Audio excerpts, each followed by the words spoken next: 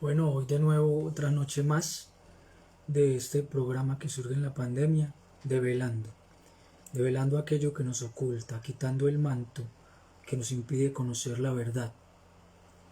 Hay una serie de hechos que vienen sucediendo en Colombia desde que inició hace más o menos 25 días un gran paro nacional después de una convocatoria importante de todas las centrales obreras del país. Todo con el reclamo de que el gobierno de Colombia tumbara una reforma tributaria. Sin embargo, lo que vamos a hablar en esta noche no es las situaciones relacionadas ni con las movilizaciones ni con el paro, sino que tiene como propósito explicar unas nuevas formas de la aplicación del nazismo, del fascismo, dos proyectos que surgen fundamentalmente en Italia y en Alemania, proyectos que lanzaron el mundo prácticamente a lo que fue la Segunda Guerra Mundial, que dieron como resultado los campos de concentración, campos de exterminio, donde cientos de personas fueron asesinadas a través de cámaras de gas, e incluso se dieron hechos tan monstruosos como sus cuerpos, la grasa de su piel era utilizada para hacer distintos elementos que se terminaban consumiendo en la sociedad. No es de poca monta entonces que en Colombia hayan empezado a surgir unas movilizaciones llamadas las camisas blancas, pero tampoco es de poca monta que se haya dado ayer un importante incendio en un edificio emblemático que es el Palacio de Justicia de Tuluá. Pero tampoco puede ser casual que en la ciudad de Cali recientemente unas personas de camisetas blancas, llamada gente de bien, amenazó y disparó contra la minga indígena. Y tampoco es casual que un senador de la República del Partido Conservador le haya dicho a los indígenas que es necesario que regresen a sus hábitats. Con eso le están queriendo decir a la gente, a los indígenas, que ellos no pertenecen a Colombia, sino están encerrados en sus resguardos. Es decir, prácticamente es una nueva forma de apartheid, similar a la que le aplicaron a la población negra afrodescendiente en los Estados Unidos en los tiempos de la segregación racial, contra la cual lucha Martin Luther King en los Estados Unidos. Bien, hay un asunto que es elemental dentro de esta discusión, y es que nada se propaga tan rápido como las reacciones emocionales. Por lo tanto, lo que buscan las propagandas desde el fascismo no es generar ejercicios de racionalización ni análisis, ni que la gente reflexione o problematice, sino que se llene de ira, rabia, indignación y odio. El odio es uno de los motores más fuertes del fascismo. Apela siempre al odio, al desprecio por el otro, a desconocerlo como ser humano, cosificarlo. Por eso entonces el concepto de vandalismo terrorista son dos tipos penales distintos. El vandalismo es la destrucción sin sentido, es decir, vándalo es aquel que comete unos daños y no tiene una intención política. El terrorismo ya tiene otras categorías y es una acción de tipo militar o muy violenta que tiene como propósito lograr objetivos políticos o reivindicaciones de un determinado grupo. Eso implicaría que el terrorismo obedece a una acción de un grupo organizado y el vandalismo se genera en distintos grupos, lo que llamaría algún sociólogo las patotas. Digamos que un grupo de individuos salen de un barrio y en el camino se encuentran una serie de negocios y los dañan, destruyen sus vidrios. Ellos no tenían el propósito de destruirlos, sino que en el camino surge esa situación. Es decir, es un delito que se comete en el proceso, no se planea. El terrorismo tiene otro tipo de niveles. Incluso el concepto de terrorismo surge en el mundo después de que las Torres Gemelas son derrumbadas supuestamente por un ataque dirigido por Osama Bin Laden desde una organización terrorista llamada Al-Qaeda o la base. Pero hay dos elementos que sí deben ser importantes. Entonces, esa cosificación del ser humano, ese desprecio por el otro, esa negación del otro como otro igual a mí, constituye toda la base de la que se configura el fascismo. Y tenía unos elementos, tesis absurdas que hoy vienen tomando fuerza en Colombia. Tesis como la superioridad racial. Es decir, que a mí, yo tenga un color de piel de estas, entonces yo sea superior a alguien que no es blanco o que es de piel negra.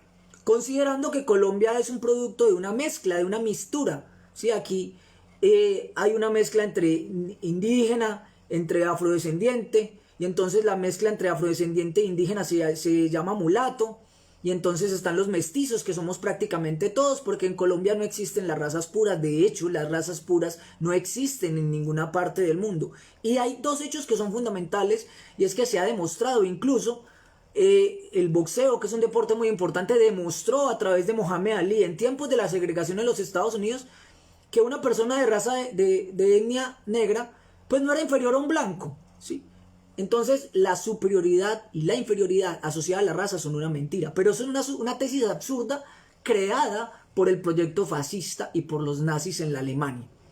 ¿Qué busca esa tesis? Desconocer a los otros como humanos y como iguales. Entonces no somos iguales todos, sino que unos tienen más derechos que otros, sea por su color de piel o sea por la familia a la que pertenezcan o al apellido o al linaje.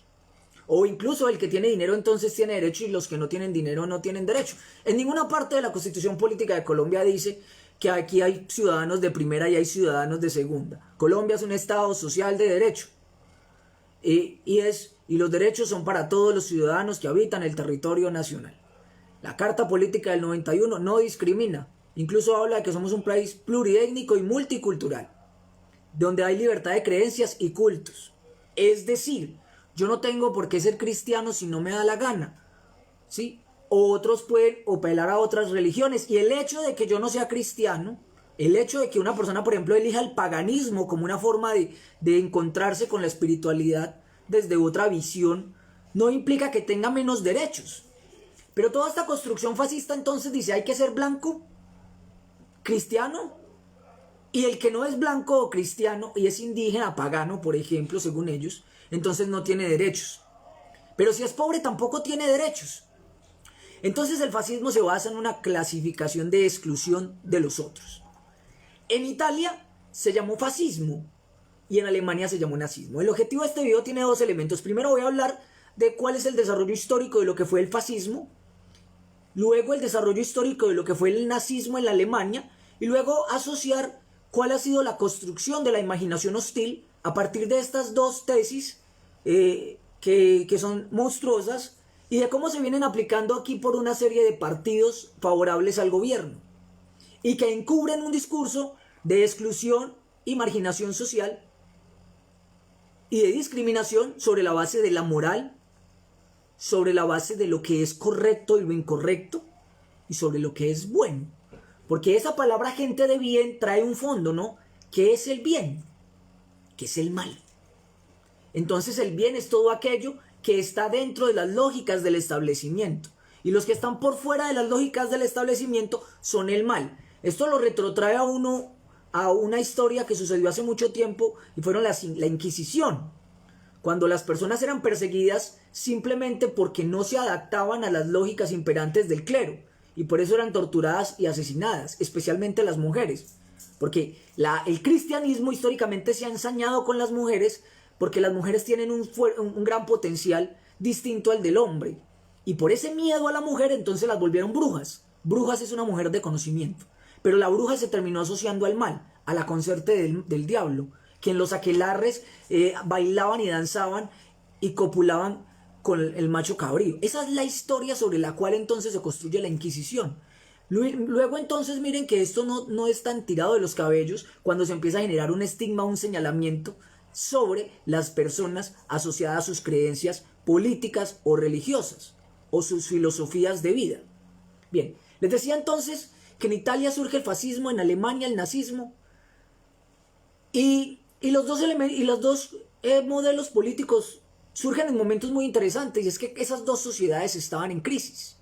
Las propuestas eran que vamos a mejorar la situación de los jubilados, a mejorar la educación de los pobres, a garantizar una mejor situación y atención sanitaria, porque recuerden que hace muchos años, digamos, no existía la tecnología que tenemos hoy, entonces el agua no era potable y muchas enfermedades gastrointestinales, por ejemplo, eran producto de la no potabilización del agua, y la gente vivía en unas condiciones, a pesar de vivir en Europa, en unas condiciones insalubres.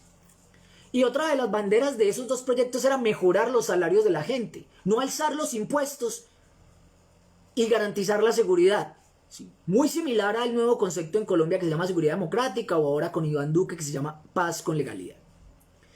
El fascismo entonces establece ante todo un vínculo emocional con las personas. Es similar a un culto religioso porque gira en torno a un líder sagrado, un líder intocable, un líder por encima de todo, como diría Nietzsche, un superhombre, un hombre que no tiene la responsabilidad de cumplir ninguna de las normas sociales porque está por encima de las mismas. E incluso se le permite cualquier cosa y no se le cuestiona.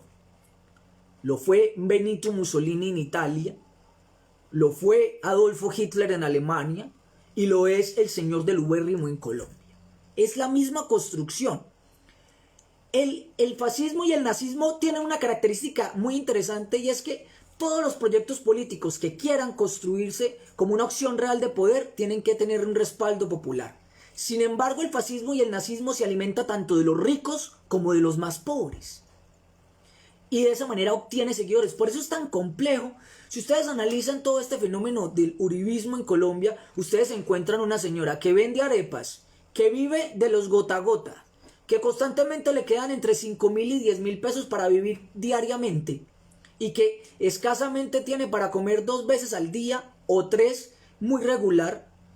Pero esa señora va a repetir el discurso de banda a los terroristas, están dañando el país, de la misma forma que lo repiten quienes tienen N cantidad de dinero o 20.000 hectáreas de tierra y 5 vacas. A pesar de que son de realidades y de contextos sociales distintos, que su capacidad adquisitiva es diferente e incluso sus niveles de raciocinio a partir del conocimiento que cada uno obtiene por la educación son distintos. Sin embargo, por el aspecto emocional del odio se encuentran, se enlazan. Decía alguna autora que el uribismo más que un fenómeno político es un fenómeno psicológico. Y en eso tiene razón porque los fascismos y los nazismos tienen unos elementos psicológicos más importantes que los elementos políticos. Por eso el debate no es posible con ellos. Por eso es imposible debatir con alguien que está afincado en unos pensamientos y en unas apreciaciones del mundo y que tiene un sesgo de atención. Solo ve aquello que le interesa, ¿sí? O ratifica su pensamiento. El fascismo entonces es una forma extrema de gobierno autoritario. A la gente se le dice lo que el líder ordena. Usted no tiene derecho ni libre autodeterminación ni libre albedrío, sino usted debe obedecer lo que el líder dice. Miren qué tan similar como opera el partido de gobierno. Todas las acciones de todos los representantes a la Cámara y al Senado de dicho partido están orientadas por una persona. El Twitter de una persona se replica en cada una de sus cuentas. Es más, el comunicado que cada uno sacó en relación con lo de Cali tenía el mismo mensaje: fuego sostenido sobre Cali, necesitamos recuperar la seguridad. Por lo tanto, entonces, estas estructuras políticas de ese tipo que tienen esa visión extrema de gobierno autoritario, no hay debate, sino lo que hay es las órdenes de un líder que todos obedecen sin cuestionar. Eso es uno de los elementos más importantes. Yo llevo algunos años estudiando cómo opera este partido de gobierno y comparándolo con los regímenes nazis y me parece sorprendente las similitudes que hay. Pero lo que hoy me preocupa es que no me siento viviendo en el 2021, sino me siento viviendo en el siglo XX, sea en el año 1920 en Italia o sea en 1933 en Alemania. Porque todo lo que empezó a suceder en esos países ha venido sucediendo como si estuviera calcado, como si fuera parte de un manual en este país. Ahí en ese proyecto extremista y totalitario y de cierta manera fascista, lo importante es el orden, no los derechos. Los derechos no importan. No importa que Colombia tenga 22 millones de personas que se comen un solo plato de comida al día. No importa que en Colombia haya 7.5 millones de personas que no tienen que comer. No importa que en Colombia haya miles de personas que viven con menos de $2 diarios. Eso no importa. No importa que Colombia tenga 8 millones de desplazados. No importa que se hayan cerrado solo en Cundinamarca 503.400 empresas por la pandemia. No importa que porque la gente la encerraron para protegerla supuestamente del COVID-19 y no tienen que comer en sus casas o que pagar los servicios. Eso no importa. Lo que importa es el orden y la autoridad. Si notan el discurso entonces, es el mismo del fascismo de Italia y el mismo del nazismo en Alemania. Esto es un hecho calcado, prácticamente milimétricamente organizado. El fascista siempre dice una cosa, habla no en nombre de un grupo, sino en nombre de toda la nación. Cuando el partido de gobierno habla de los colombianos, dice todos los colombianos, y a mí nunca me han representado, como a muchas de las personas que están manifestándose hoy en Colombia. Sin embargo, ellos hablan a nombre de todos los colombianos, incluso hablan a nombre de todo el ejército y de todas las Fuerzas Armadas de Colombia. Y sabemos, primer elemento, y es que las fuerzas militares no tienen un carácter político. No se le permite a un miembro de una fuerza militar expresar opiniones políticas, ni en Twitter, ni en Facebook. Ellos ni siquiera pueden votar porque ellos no sirven a un partido, sirven al Estado colombiano. Y se deben al Estado, no al gobierno, y tampoco, mucho menos, a un partido. Pero ha venido sucediendo en Colombia que las Fuerzas Armadas y los organismos de seguridad del Estado no son del Estado, sino de un partido. Y eso es supremamente peligroso. Otro elemento es que el fascismo no le importan los derechos de los demás, no importan. Los comunicados de estos tipos no tienen nada que ver con la situación socioeconómica de la población colombiana. Bien, la ubicación histórica del fascismo y el nazismo surgen los dos modelos políticos en el siglo XX, con un resurgimiento del nacionalismo. ¿Y qué es el nacionalismo? Es la defensa de la patria por encima de cualquier cosa. La patria es lo más importante. El hombre, el ser humano, la mujer no son lo fundamental. El Estado es el fin supremo y en aras de él se puede sacrificar al ser humano. Porque lo que importa es el orden y la autoridad. Bien, ¿dónde surge esto? Se ubica históricamente en Italia el fascismo con un señor que se llama Benito Mussolini. Benito Mussolini era hijo de un herrero socialista, su padre, y su madre una profesora devota católica. Producto de esa vinculación con su padre y con su madre, él empezó a acercarse mucho a las ideas sociales. Sí, y su madre le inculcó el amor por la docencia y la enseñanza. Y trabajó en muchas cosas, terminó siendo docente y terminó escribiendo en varios periódicos. Y se inclinaba, como les decía, por las ideas de igualdad de su padre, de equidad, de justicia social. Sin embargo, cuando se inicia la Primera Guerra Mundial entre 1914 y 1918, entonces él se vincula al ejército el 24 de mayo de 1915. En esa guerra entra Italia al lado de Inglaterra y Francia. Y era una lucha de imperios, era una lucha colonial, es decir, la batalla era por controlar países enteros que luego fueron estados, que en ese momento eran colonias, propiedad de los grandes imperios. Lo que fue África de Francia, lo que fueron también parte de África y parte de Asia de Inglaterra, y por supuesto de Italia. Pero hubo una derrota muy fuerte. Esta vinculación en el ejército italiano cambia como si le instalaran un chip diferente a Mussolini y ya deja de tener una visión social del mundo, sino se impregna, decía un autor, que se transforma de una oruga socialista a una mariposa patriótica. Es decir, el discurso de la patria empieza a ser muy poderoso en él, y producto evidentemente de sus acciones militares, como también fue francotirador del ejército italiano. Y eso lo transformó, porque esta Primera Guerra Mundial fue una guerra terrible, porque fue la primera guerra que se utilizaron armamentos como las ametralladoras. Entonces fue una guerra donde los ejércitos iban sin ninguna estrategia, sin ninguna táctica, iban unos contra otros, como en las guerras antiguas, y se enfrentaban a través de líneas de trincheras, y la lucha era por avanzar a conquistar las trincheras de los otros, y había miles de kilómetros de trincheras. Hay una película espectacular que se llama 1917, y que es una película que les mostrará a ustedes un poco cómo fue el desarrollo de la Primera Guerra Mundial. Bien, pero hay una derrota muy, muy importante que tiene Italia, y es la derrota de la batalla de Caporetto, que fue en 1917, donde murieron alrededor de 10.000 soldados italianos.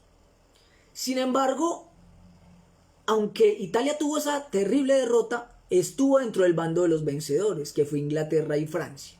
Bueno, ¿por qué, preguntarán ustedes, se dio la Primera Guerra Mundial? Se da porque el archiduque Francisco Fernando, heredero del trono austrohúngaro, es asesinado en Sarajevo. Y entonces, después de ese asesinato, ellos se vengan de cierta forma contra Bosnia y Herzegovina, cuya capital era Sarajevo, y se desata una guerra. Y por un sistema de alianzas, las alianzas internacionales funcionan como las pandillas. Si usted se mete conmigo, entonces se mete con mis aliados. De la misma manera, entonces, a nivel internacional, los países cuando entran en guerra por el sistema de alianzas, entran también los países que están aliados con ellos, sea en términos económicos, en términos políticos o en términos militares. Bien, termina la Primera Guerra Mundial en 1918, pero la sociedad italiana es una sociedad convulsionada, empobrecida, que vive de la producción agrícola y que había una gran preocupación de los dueños de las empresas porque habían empezado a surgir con fuerza las ideas del comunismo soviético que triunfa con los bolcheviques en la Revolución de Octubre de 1917 y derrocan, es decir, en medio de la Primera Guerra Mundial, a Rusia le estalla un conflicto social muy poderoso que rompe la estructura feudal, que acaba con siglos del zarismo y entra un grupo del poder que son los bolcheviques, que dirige Vladimir Lenin y otros, fundados sobre las tesis de Federico Engels, y construyen lo que llamaron el comunismo científico y que fue el desarrollo soviético. Y son unas ideas que empiezan a tomar mucha fuerza en Europa, como la expropiación de los medios de producción a los dueños de los mismos por parte de los trabajadores. Eso entonces hace que esas mismas ideas lleguen a Italia y la preocupación que tenían los empresarios era que les quitaran sus empresas, los expropiaran, porque ellos incluso estaban conformes con pagarle unas monedas de más a sus trabajadores, pero no perder el control sobre los medios de producción y ser expropiados de los mismos por esos trabajadores. En ese mismo momento había una característica muy llamativa de Italia, era que el parlamento, son sistemas parlamentarios, es decir, donde hay un primer ministro y hay una especie de monarquía, pero con un poder simbólico, pues ese parlamento estaba desacreditado y no lo respetaban los italianos, que es similar a lo que sucede hoy en Colombia, cuando tenemos un Congreso de la República y la mayoría de la gente no sabe qué pasa allá, pero todos detestan al Congreso de la República y no se sienten representados por los mismos. Eso es un elemento muy importante. Habían llegado miles de veteranos que habían regresado de la guerra, muchos heridos, lesionados, lisiados, producto de las heridas en combate o las enfermedades contraídas en las trincheras. Hubo una muy famosa llamada el pie de trinchera, y era una especie de hongo que se empezaba a carcomer los pies de los individuos porque duraban mucho tiempo en unas zonas húmedas con el agua incluso hasta las rodillas y no podían salir. Entonces imagínense la situación tan extrema. Entonces todos esos veteranos empiezan a encontrarse en medio de su desespero y su rabia y empiezan a reunirse paulatinamente, y un día en la plaza milanesa Piazza San Sepolcro, en 1919, el 23 de marzo, se reúnen muchos veteranos y entre ellos Benito Mussolini. Y se proponen algo, y era que era necesario recuperar el honor de Italia. Ellos, a pesar de haber peleado detrás del bando ganador, no tuvieron, conquistas coloniales, no ganaron nada. No les dieron ninguna riquezas, no les dieron minas en otros países. Entonces no tuvieron ganancias, se sentían entonces heridos. Y ahí entra la rabia y la indignación. Y juran entonces matar o morir por defender Italia. El nacionalismo. Si ustedes ven lo que viene sucediendo en Colombia, cuando un partido de gobierno viene reuniendo a un montón de individuos que estuvo en las fuerzas militares o en la policía, que ya no son, pero mentalmente se sienten y consideran que por haberlo estado tienen más derechos que el resto de ciudadanos, entonces se empiezan a reunir en grupos que terminan convirtiéndose posteriormente en los grupos de choque de los partidos fascistas, que es lo que voy a demostrar ahora a continuación de este análisis. Bien, entonces surge el movimiento fascista. Todo movimiento tiene que tener un símbolo, una bandera y un líder. Eso era muy importante. El primer elemento entonces ellos eligen es recuperar la historia. Entonces recuerden, Italia, Roma era uno de los más grandes imperios de Europa, y una de las ciudades que tiene importantes Italia pues es Roma, ¿sí? Y entonces Mussolini, añorando esa gran Italia imperial, decide con su grupo de fanáticos recuperar un emblema que era el símbolo de los cónsules, que era un manojo de olmos envueltos en una hacha. Esto es una serie de olmos envueltos en una hacha, y eso era el símbolo del poder romano. Y aprovecharon que millones de personas estaban odiando las condiciones en las que vivían, se sentían defraudados por las potencias victoriosas de la Primera Guerra Mundial. Pero como había empezado esa revolución de octubre del 17 de los bolcheviques, también las ideas socialistas de su tiempo se empezaron a extender por Europa. Y esos socialistas alcanzaron importantes escaños en el Parlamento. Y también crecieron sus bases sociales. Entonces los fascistas, una de las características del fascismo es que no dialoga. Si ustedes ven el video de una gente de bien que ve a una gente de mal en Cali con unos chalecos defensores de derechos humanos y los sacan de un lugar, de un mall de comidas donde estar comiendo y se les vienen unas señoras gritonas insultándole y otros tipos con intención de gorilas para agredirlos. Es decir, el fascismo no discute, el fascismo golpea, el fascismo mata, pero el fascismo no debate. Por eso siempre crean unos grupos de choque. Hoy, con las camisas blancas, se está creando la base para unos grupos de choque en Colombia, que no terminan hoy, sino que yo creo que eso va a seguir avanzando para perseguir a los que se oponen políticamente al gobierno. Ya demostré ahora con mis datos de que es que la crisis no se la inventó un candidato presidencial ni un partido. La crisis no de gobierno, de sistema, implosionó la sociedad colombiana y fue un catalizador la presentación de la reforma tributaria en medio de una pandemia mundial, cuando la gente no recibió ayudas, que desató la cólera y la rabia de la gente, o la indignación, como diría Manuel Castre. ¿Cómo se llamó el grupo de choque que ellos crearon? Se llamó los Fasci di Combattimento. Y esos Fasci di Combattimento fueron entrenados para disparar contra los trabajadores, contra los huelguistas, y para perseguir y golpear e incluso matar a palo a los socialistas. Y así fueron tomando control de muchas ciudades, no con el debate, no con la persuasión, porque constantemente aquí hablan de la democracia y la democracia se basa en el encuentro de las ideas, no en derrotar al otro a través de la violencia. Eso sería la guerra, pero eso es otra cosa, ¿sí? Entonces, estos grupos de matones del fascismo se van extendiendo por toda Italia y tienen dos características. Todos llevan una camisa negra y tienen unos pantalones verde y grises con botas. Primera característica del fascismo, el uniforme. Uniformar, y ahora hablaré de eso, viene también de uniformar el pensamiento. Las fuerzas militares, las fuerzas de policía y todos los organismos que son estructuras jerárquicas, estructuras verticales de poder donde la orden viene de acá y se cumple abajo, son uniformados. Uniformar el pensamiento, ¿sí? Eso tiene que ver con, eso es un elemento psicológico muy importante. Bien, pero también generaba distinción. El individuo se siente parte de un grupo que lo recoge, lo acoge, se siente parte y se siente poderoso. Ya no es uno, son muchos. Entonces, camisa negra y pantalón verde y gris. Cuando Juanes hace muchos años hizo una canción que llamaba Tengo la camisa negra en Italia, hubo resistencia para que esa canción entrara, incluso lo empezaron a vetar, porque en el imaginario de la sociedad italiana, decir camisas negras, incluso esa sociedad es muy difícil que la gente se ponga una camisa de ese tipo, por toda la asociación que se ha creado en el imaginario sobre la camisa negra y lo que fue Benito Mussolini. Decidió avanzar entonces este grupo de fascistas, se tornaban cada vez más agresivos y cada vez más violentos. Y cada vez más peligrosos. Obvio, eran personas veteranas de la Segunda Guerra Mundial, tenían formación militar y se enfrentaban a personas que eran básicamente civiles, que no tenían conocimiento de manejo de armas, ni entrenamiento, ni la doctrina y demás.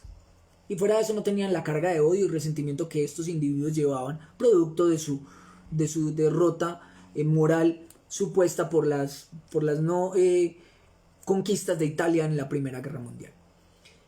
Un día lo entrevista un periodista y eso es muy llamativo, y él le dice, ¿cuál es su proyecto político? Y mi proyecto político es romperle los huesos a los demócratas. No a los socialistas.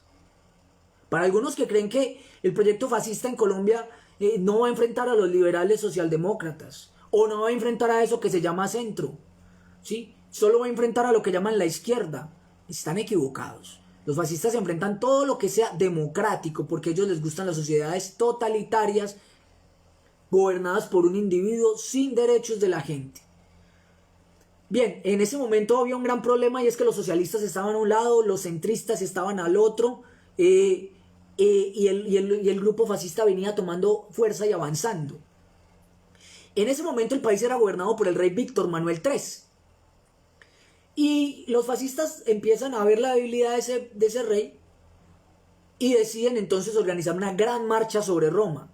Imagínense esto. El 31 de octubre de 1922, millones de personas llegaron al Roma, todos vestidos de negro, con sus pantalones verdes y grises, todos moviéndose como una fuerza militar y todos obedeciendo la orden de uno de sus líderes, Benito Mussolini, que escoge uno de los saludos de los romanos, que es este, y la extensión de la mano, que es el saludo típico de los fascistas. Y ustedes ven a un expresidente de Colombia hace ese saludo. Es decir, esto no, lo que estamos enfrentando es un modelo muy peligroso que ha demostrado llevar a las sociedades al desastre, pero que lo usan los individuos y los grupos de poder para controlar a la sociedad y evitar las verdaderas democracias. Porque, como diría Arlen Tigner, una analista internacional, el horizonte político del partido de gobierno del señor del Ubérrimo es un horizonte totalitario. Bien, esa gran marcha entonces conmociona al rey y él tiene una preocupación. Primero, la preocupación era si la marcha la permitía o la rompía a través del ejército y evitaba que se diera. Producto de su ignorancia permitió que se diera esa gran movilización.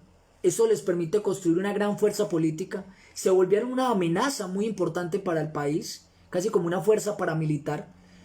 Y entonces el gobernante, para apaciguar los ánimos y evitar un levantamiento social de mayores proporciones, lo llamó a que hiciera parte del gobierno.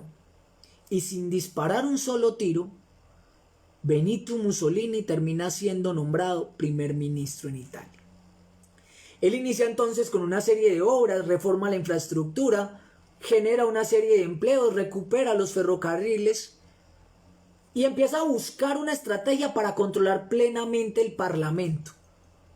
Es decir, tener las mayorías para hacer lo que le dé la gana.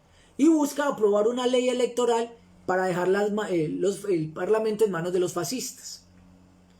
Ya en 1926, el llamado Duce, que era el nombre que recibía Benito Mussolini, había eliminado todos los partidos. Asumió el control directo de la policía. Y para calmar el Vaticano, pues cerró burdeles, prostíbulos, centros de entretenimiento y aumentó las compensaciones para la iglesia. Miren qué curioso. El fascismo, aunque es violento, aunque es asesino, aunque es discriminatorio, se disfraza de bien a través de la religión, en ese momento la Iglesia Católica, ¿sí? Entonces la Iglesia lo veía con buenos ánimos porque, mire, están contra la perdición de la carne de los seres humanos. Está atacando esos centros donde se pervierte la moral, los prostíbulos, los burdeles de su época. Él invitó fundamentalmente a los partidos, a la gente en Italia a abandonar la idea de la igualdad. La igualdad no importa, el Estado es el fin supremo y en aras de él se puede sacrificar al hombre. Y digo hombre porque así lo dijo en esos años, entonces cito la frase textual. Y lo único importante es abrazar la autoridad. ¿Cuál es la palabra que más repite un expresidente de Colombia y su partido? Vamos a recuperar la autoridad. Vamos a recuperar la autoridad. Necesitamos que el presidente haga un ejercicio de autoridad. Lo mismo, el fascismo. No enfrentamos nada menos y nada más en Colombia que el fascismo. Bien, a través de esa maniobra entonces aniquila a los socialistas, los saca del parlamento, termina haciendo una purga en el parlamento y nombra una serie de fascistas y tiene todo el control. Y empieza a desarrollar unas políticas de invasiones a Albania, Etiopía, y posaba en fotos al lado de coches mostrándose como un gran hombre, o parado en los campos de trigo mostrándose como el proveedor de los alimentos de los italianos. Qué tan similar a lo que sucedió en Colombia, donde un señor montado en su caballo se ve atrás su gran hacienda representando eso, el padre de Colombia, el que domina el caballo con la autoridad y con la mano firme, Todos si ven la construcción que hay detrás de ese partido, no estamos enfrentando cualquier cosa como muchos creen. Bien, segundo elemento, hubo un personaje, Hitler, muy famoso porque todos lo conocen por la esvástica y por el holocausto nazi. Hay un hecho muy importante y es que antes de ser posicionado como canciller, el 23 de marzo del 33, una enorme pancarta colgaba sobre el Kronopernhaus de Berlín. Y ustedes se preguntan, ¿por qué se estaba posicionando un canciller en un teatro y no en el parlamento? Y era que 4 semanas antes habían desatado un incendio en el Reichstag, que era el parlamento alemán. Y culparon de eso a los comunistas y otros a los judíos. Sus dos mayores enemigos, los comunistas y los judíos. Se genera un gran incendio antes de que se posesionara Hitler. Y con eso, cuando ya llega y se posesiona como canciller, ya había un enemigo, el que quemó el Reichstag. Quemaron el parlamento alemán. Y ese parlamento era el símbolo de la autoridad. Esos judíos y esos comunistas no reconocen la autoridad del pueblo alemán, lo desprecian, lo odian. Por eso deben ser perseguidos. Voy a desarrollar entonces la estructura armada que tenía Hitler para decir cómo llega un poco al poder, que eso no se trata de eso, hay muchos documentales, les puedo recomendar varios, Apocalipsis, Segunda Guerra Mundial, documental de National Geographic, y ustedes pueden ver todo el proceso de Hitler. Hay otro documental magnífico que se llama el Círculo del Mal de Hitler, que lo encuentran en Netflix. Hay una película espectacular que se llama The Undergarten, El Hundimiento, y es también la muestra de cómo ya es el declive. Creo que un poco la forma de entender al señor del Ubérrimo es ver la película El Hundimiento para entender cómo en el momento donde estaban los aliados, por un lado atacando Berlín y por el otro los soviéticos, y lo estaban cercando, por lo menos en una especie de maniobra de tenaza, cada uno venía por un lado. Hitler tomaba las decisiones más disparatadas, pero más peligrosas. Esas dos documentales y esa película les va a mostrar un poco el panorama de lo que es Hitler. Bien, ese parlamento en el momento de la posesión estaba vigilado por una cosa que llaman las SS, dirigidas por un señor que se llama Heinrich Himmler. Y él inicia su discurso hablando de que va a respetar las normas, va a respetar la seguridad, la libertad. Todos los partidos serán respetados en este gobierno.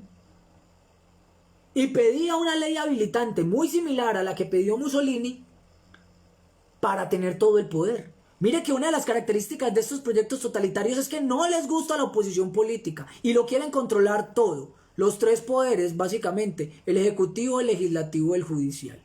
Y una vez los tienen, se transforman de esos ositos cariñacitos que nos venden a todos en unos verdaderos monstruos de 7 cabezas, en una hidra de Lerna, a la cual solo puede cortársele la cabeza con la fuerza y la sabiduría y la valentía de Hércules, en el mito griego aquel, cuando Hércules decapita a la hidra, que era una serpiente de 7 cabezas, el llamado en el mito Heracles, y de un solo tajo se las corta todas.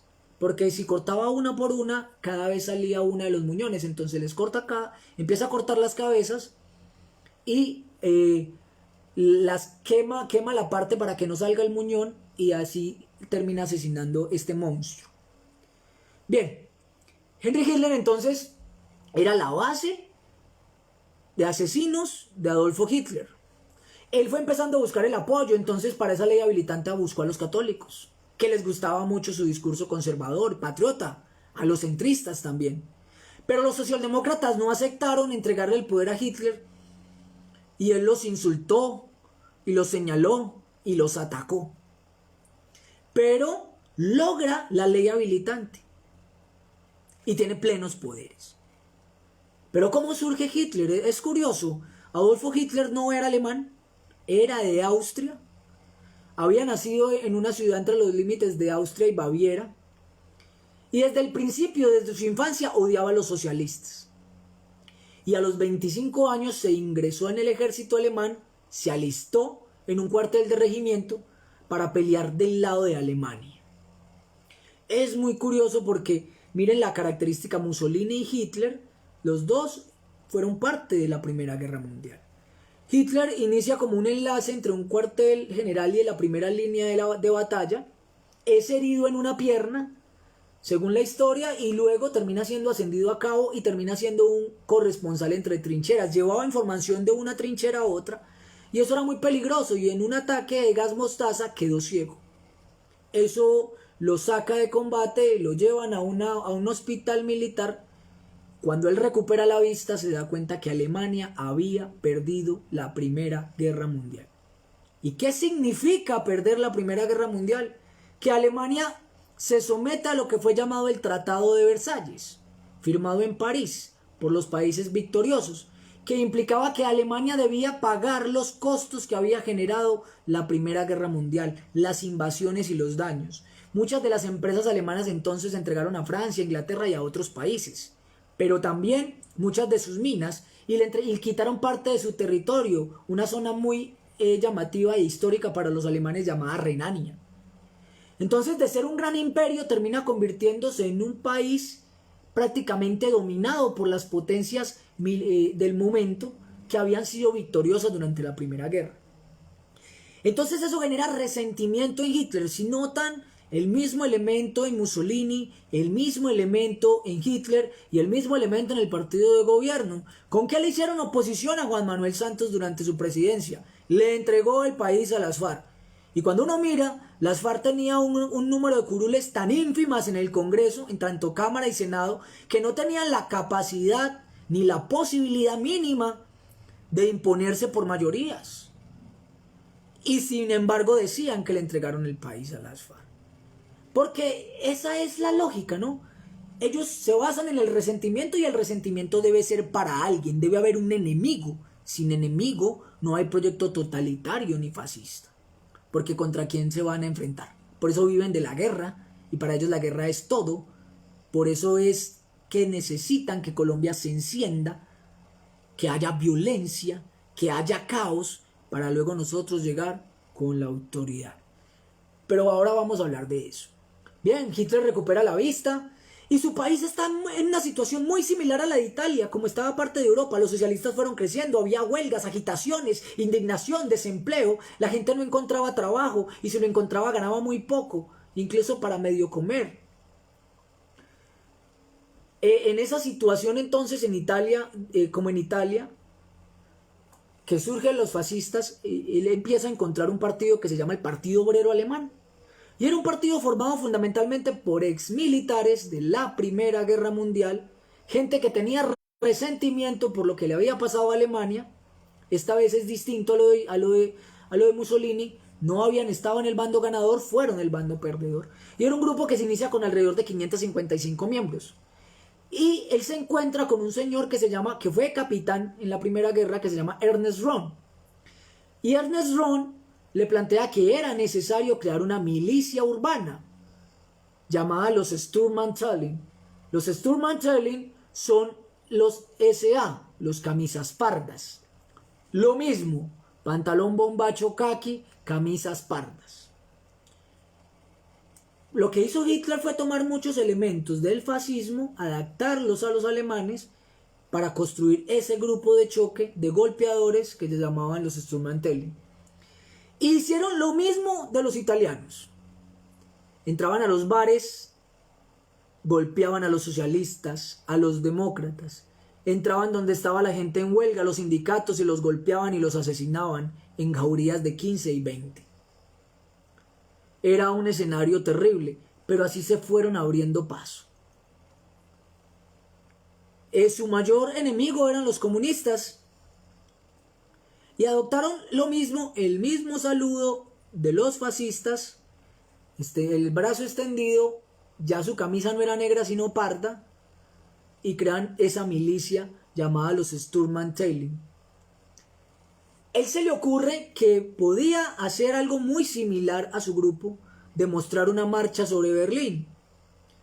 Sin embargo, cuando con su grupo de matones trata de hacer un acto de presencia simbólica y político-militar en Berlín, no se encuentran con los permisos que gozó Mussolini, sino que por el contrario, el presidente, que era un veterano de la guerra de 1886, Paul von Hindenburg, decide repeler con el ejército a estos individuos. Estos individuos iban armados con distintos elementos, tenían armas de fuego, hubo una refriega, Hitler es capturado, muchos de sus secuaces, entra a la cárcel producto de su intento de rebelión, y en esa cárcel escribe un texto que fue la base del nazismo, que se llama Mein Lucha o Mein Kampf. Y en Mi Lucha él construye todo un imaginario de que el enemigo, de que Alemania no es grande, por los judíos. Son los judíos los que han usufructuado la riqueza del pueblo alemán. Son los judíos los que tienen subyugados a los alemanes a través de los préstamos de usura de sus negocios. Son los judíos el enemigo de la Alemania. Y construye todo un discurso antisemita desde ese documento llamado Mein Kampf, Mi Lucha.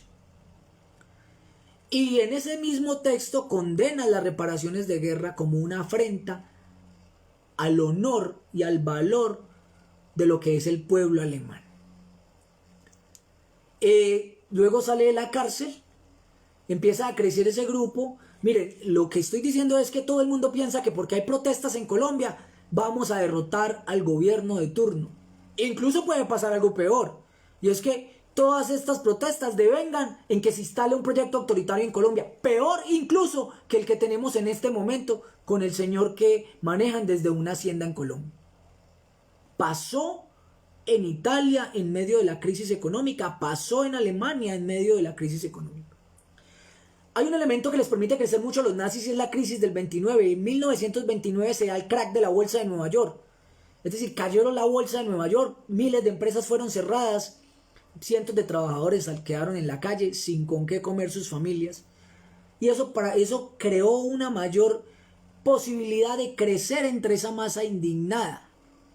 Y a esa masa indignada le vendieron la idea de que el problema de los alemanes no era las reparaciones de guerra o no era el problema económico, eran los judíos, eran los comunistas y era el enemigo que había que aclarar. Una de las cosas más importantes del fascismo es que el enemigo siempre se simplifica. Siempre se ponen los focos como si estuviéramos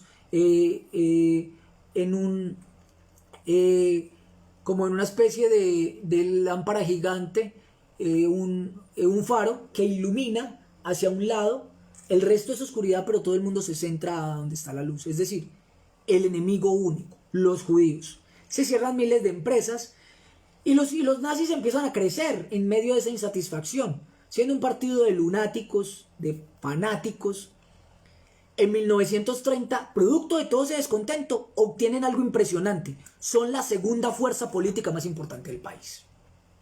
Yo les voy a volver atrás en la historia. Cuando miles de jóvenes no les dio la gana de levantarse un domingo a votar sí al plebiscito por el acuerdo de paz firmado entre las FARC y Juan Manuel Santos, y triunfa a través de mentiras, engaños y fake news, cadenas de WhatsApp que decían a la gente que si aprobaban el acuerdo le iban a quitar las pensiones a los pensionados, que le iban a los hijos se les iban a volver gays a las señoras, y que por ese tema de la ideología de género, y que el país se le había entregado a las FARC y que les iban a quitar sus casas y que a la gente le iban a quitar el comedor y que le iban a expropiarle todo. Ganaron con ese discurso. Y cuando ganan con ese discurso, como los alemanes y como los nazis, un partido de fundamentalistas que prácticamente estaba en el olvido político toma fuerza, se posiciona en el debate político y sale de la caverna de donde nunca debió salir, porque la caverna representa la ignorancia. Eso es la alegoría de la caverna de Platón, libro cuarto de la República, cuando el filósofo está encadenado, son dos hombres encadenados en una cueva y ellos ven al frente el reflejo de las sombras que producen la fogata que está delante, pero ellos no ven las cosas sino las sombras, la apariencia de las cosas. Pero cuenta un día entonces Platón en la alegoría que uno de ellos se suelta de sus cadenas, sale de la caverna y se encuentra la luz. Y en ese momento el primer encuentro con la luz lo enceguece porque estaba en la caverna, en la oscuridad, y entonces luego entiende que lo que él consideraba lo real, el mundo, no era el mundo, no era la real, sino era la apariencia de las cosas. Por eso entonces la caverna representa la ignorancia y la luz representa el conocimiento.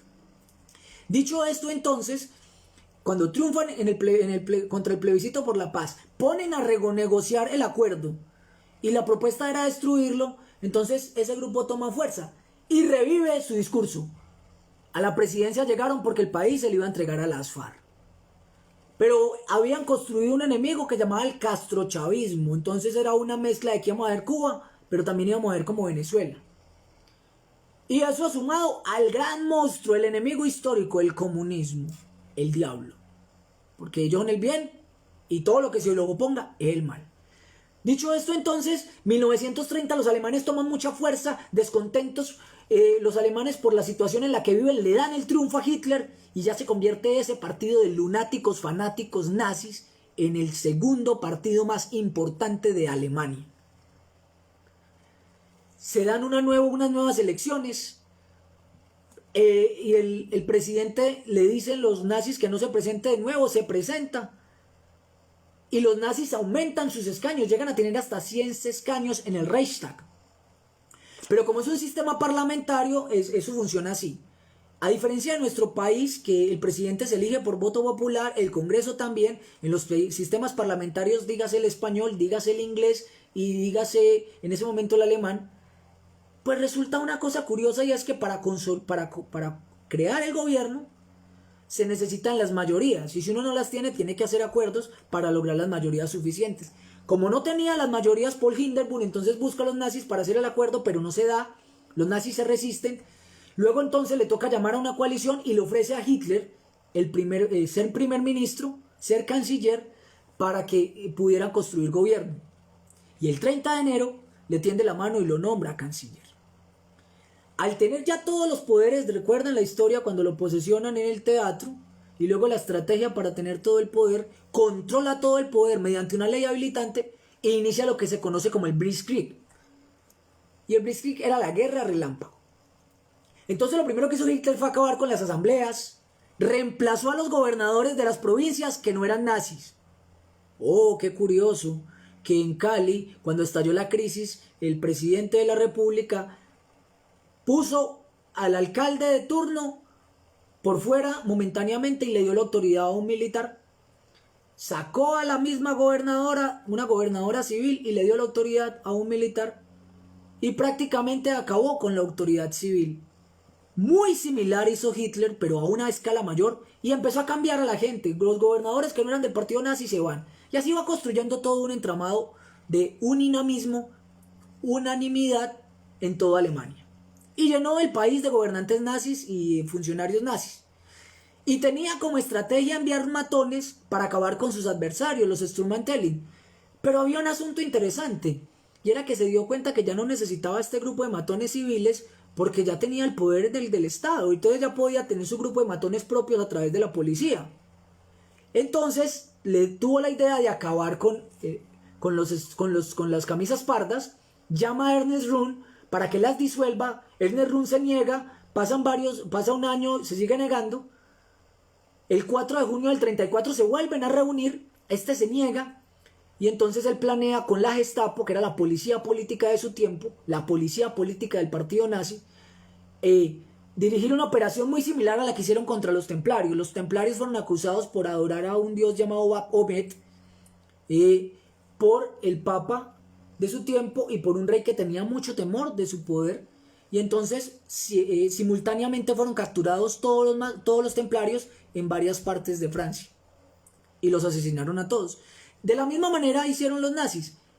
Como se les había vuelto un problema los camisas pardas, entonces organizan una operación con la Gestapo y de manera simultánea los capturan a todos. No para encarcelarlos, sino en una cosa que se llamó la noche de los cuchillos largos.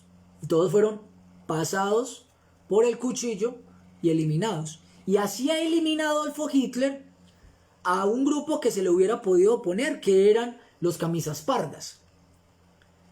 Una de las cosas importantes que Hitler descubre era que la gente necesitaba creer en algo, hay que tener fe en algo. Lo mismo que sucede en Colombia. El mejor presidente de todos los tiempos, duela a quien le duela. Pero cuando uno discute con estos señores que promueven esas ideas, les da datos históricos y hasta militares de que él no logró la destrucción que dijo de las insurgencias y que eso fue incluso un proceso de desgaste y de modernización del ejército que inicia con Andrés Pastrana Arango, que de eso hablaré en otro video, pero a la gente le meten una idea. ¿Qué es la fe según la Biblia? Yo no soy cristiano, pero he leído ese texto porque una de las formas de uno enfrentarse a estas sectas y protestantes y estos grupos fundamentalistas del evangelismo sionista pues es conociendo sus textos. Dice que la fe es la certeza de lo que no se ve.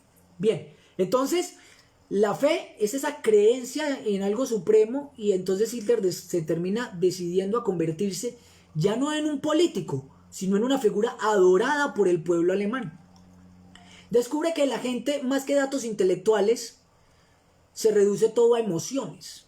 Ojo, está hablando de hace muchos años de que se desarrollara la neurociencia cognitiva y los estudios del cerebro que se dan en el siglo XX, 1990 y en el 2000, que empiezan a descubrir a través de las investigaciones que nosotros tenemos 3 cerebros, uno que siente, uno que piensa, ¿sí? Y uno que es el instintivo, que es el campo de las amígdalas o el campo de los impulsos.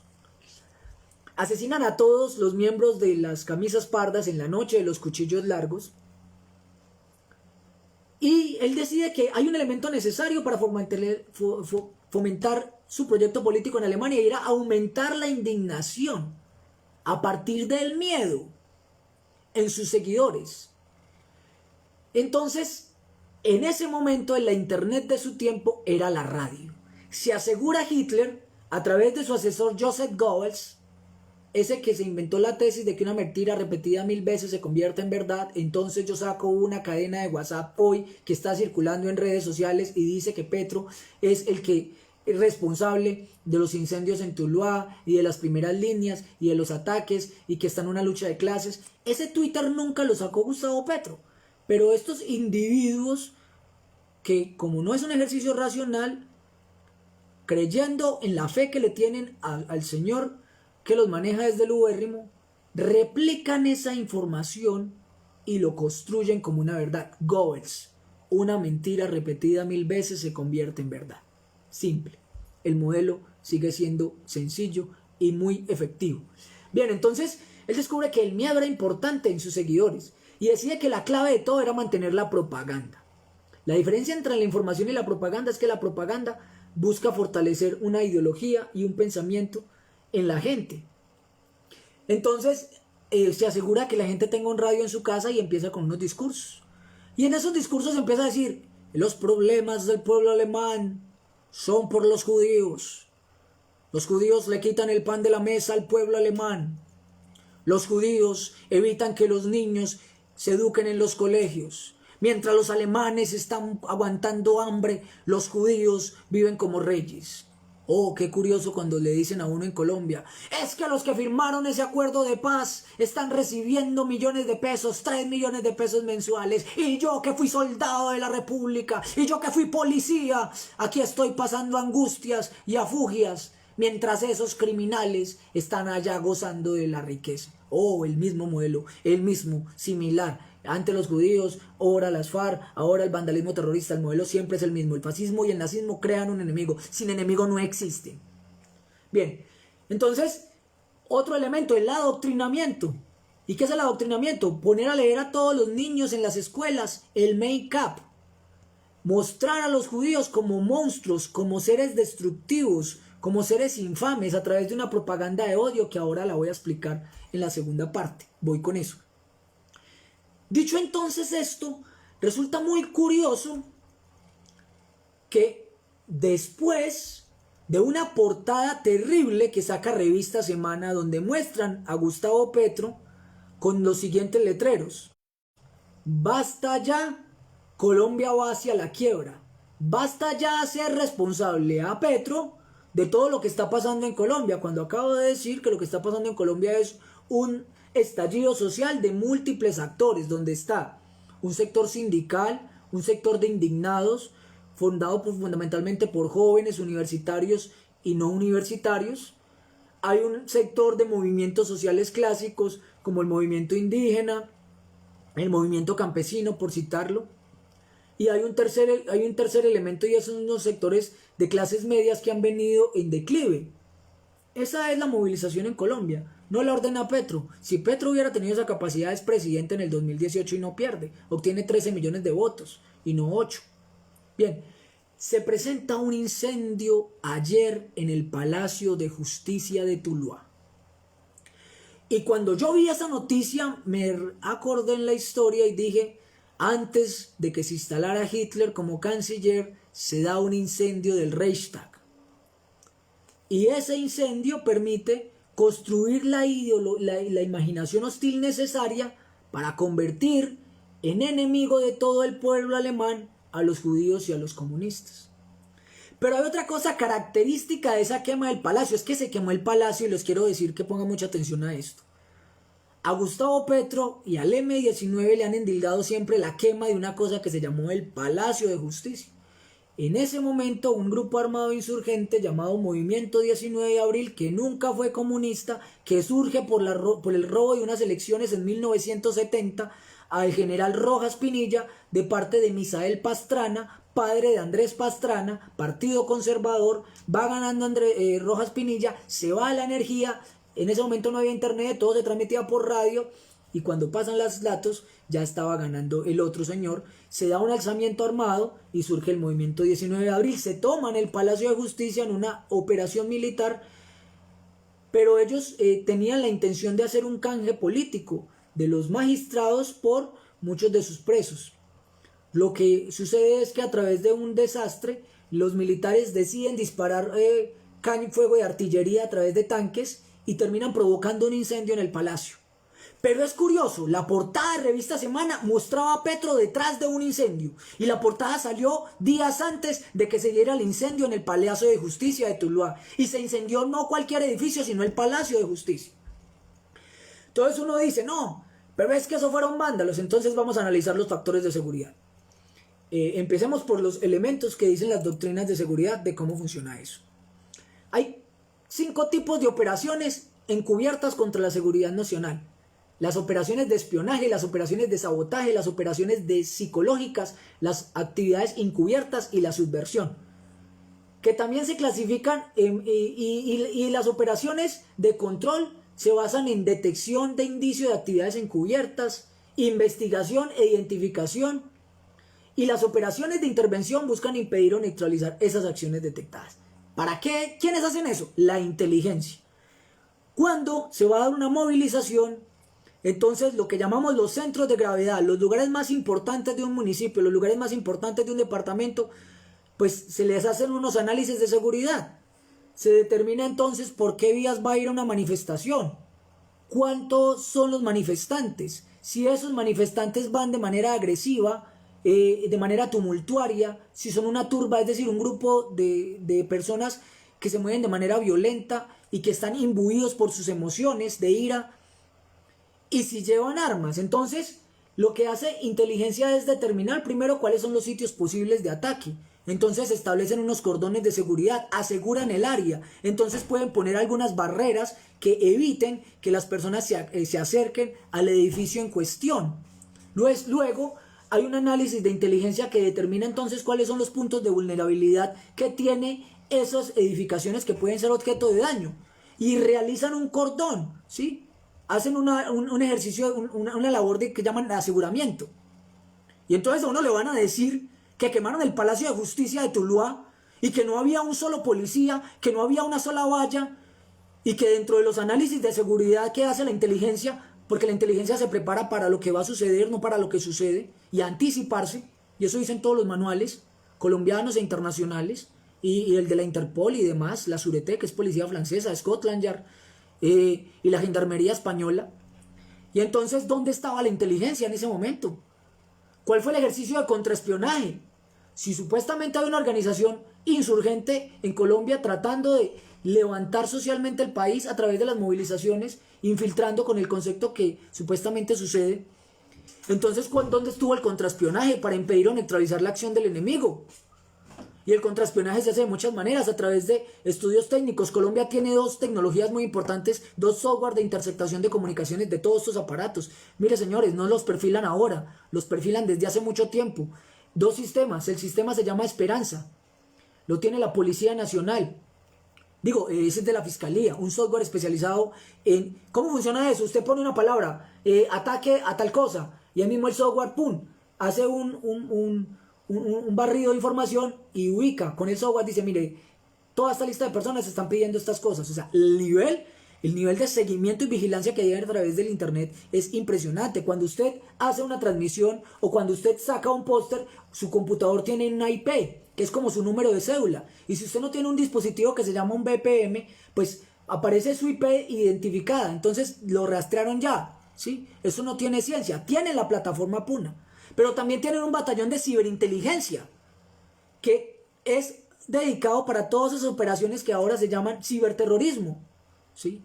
Que implicaría entonces que cientos de hackers dejarían sin manejo de las telecomunicaciones al Ministerio de Defensa, o interceptarían sus comunicaciones, o inocularían un virus que les destruiría todo. Eso hoy se llama ciberinteligencia, ciberseguridad. Listo, con todos esos elementos entonces no sabían que había un grupo de personas planificando la quema del Palacio de Justicia de Tuluá. Y entonces, ¿cuáles fueron las acciones para impedir o neutralizar?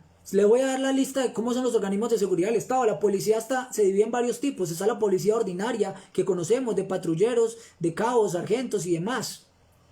Que es luego está la SIJIN, que es una policía judicial, que es la que se encarga de hacer todos los temas de investigación, pesquisas, labores de vecindario para identificar o individualizar individuos que hayan cometido delitos y responder a 3 preguntas de la criminología, de la criminalística: quién, cómo, dónde y por qué, quién hizo eso, dónde, cómo y por qué.